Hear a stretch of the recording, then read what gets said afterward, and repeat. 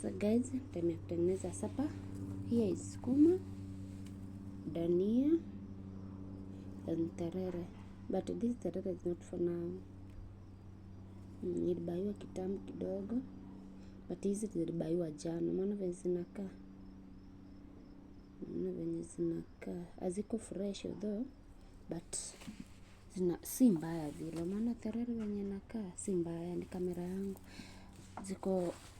Zinakaa fresh, they look somehow fresh, but zilikuwa zinaharibika. So unajua siku mboga zikilala, but they are not bad. Hizi nikuwa zinakaa green. Sasa ndio sapa, tunajaribu kutengeneza sapa. Ndio tunakula sapa leo. Ugali na mala na greens. Acha tukutane kwa another video.